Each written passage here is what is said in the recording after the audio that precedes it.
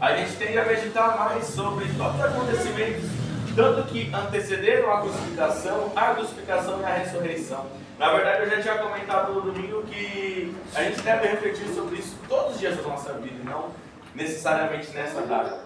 Mas hoje eu gostaria de falar um pouquinho sobre a pessoa de Judas. Então eu quero ler para vocês a passagem que está no versículo 3 a 10. A palavra do Senhor nos diz assim: Então Judas, que o traiu, vendo que Jesus havia sido condenado, tocado de remorso, devolveu as 30 moedas de prata aos principais sacerdotes e aos anciãos, dizendo: Pequei, traindo sangue inocente. Eles, porém, responderam: Que nos importa? Isso é com você. Então Judas, atirando as moedas de prata para dentro do templo, retirou-se e se enforcou. E os principais sacerdotes, pegando as moedas, disseram: Não é lícito colocá-las no cofre das ofertas, porque é preço de sangue.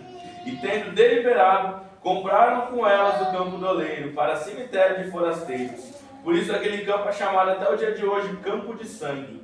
Então se cumpriu o que foi dito por meio do profeta Jeremias. Pegaram as 30 moedas de prata, preço em que foi estimado aquele a quem alguns dos filhos de Israel avaliaram, e as deram pelo campo do oleiro, assim como me ordenou o Senhor. Irmão, muitas vezes quando a gente fala de Judas, a gente tende a julgar Judas por ter sido o traidor. Mas eu te pergunto, irmão, quantas vezes nós não agimos como Judas?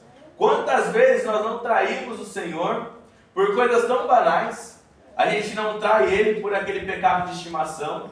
A gente não trai Ele por aquele prazer temporário. A gente não trai Ele pelo mundo, por coisas que a gente sabe que não vai agregar nada à nossa vida. Muitas vezes nós agimos exatamente como Judas. Mas sabe o que eu acho interessante nessa passagem? É que Judas, ele trai Jesus e ele percebe que ele fez algo terrível. Ele nota que ele fez uma coisa que não era certa. E ele vai tentar falar com os fariseus para estar devolvendo aquelas 30 moedas, talvez uma tentativa de tentar reverter o que ele tinha feito. E é interessante que os fariseus vão falar assim para ele: Agora o problema é seu, isso é com você, você traiu porque você quis. Sabe, quando eu olho para os fariseus nessa cena, eu consigo pensar que essa é exatamente a forma como Satanás age na nossa vida. Porque ele te induz, ele te tenta, ele te leva para o pecado, ele coloca o prato na sua mesa.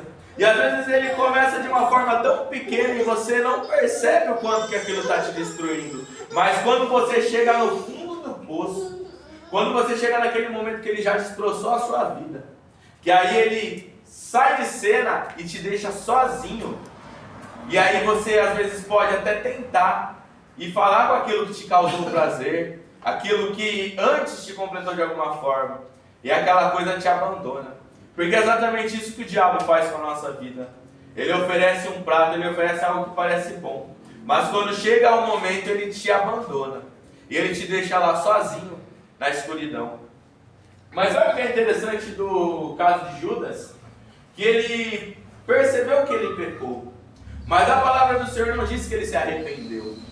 A palavra do Senhor diz que ele sentiu remorso.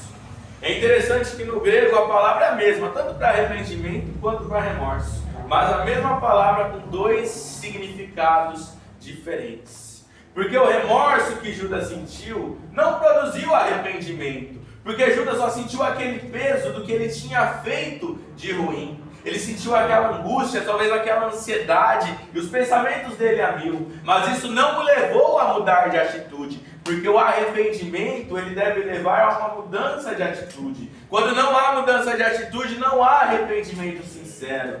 Então, irmão, é interessante isso, porque o remorso de Judas foi tão grande. E eu acredito que Judas poderia ter sido perdoado sim.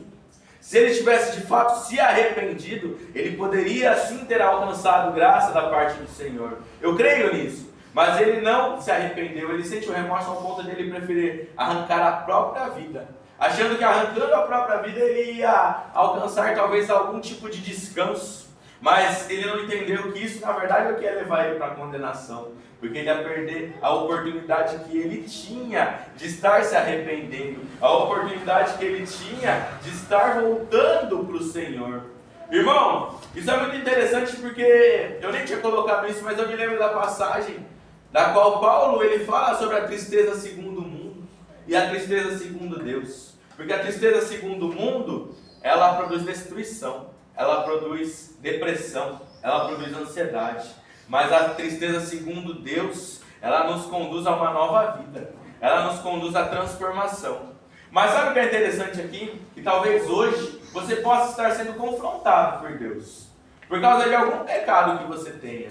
Talvez você tenha algum pecado de estimação que você tem, algo que você sabe que você faz que é errado, algo que você sabe que você faz que não está agradando a Deus. Mas hoje você tem o poder de escolher nas suas mãos, porque Deus, Ele nos confronta, Ele mostra os nossos erros, Ele traz à luz o que está nas trevas.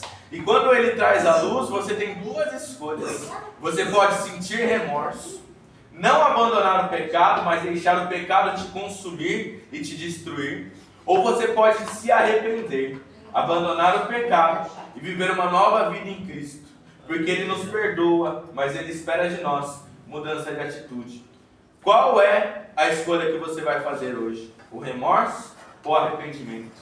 As palmas exaltam o nome do Senhor.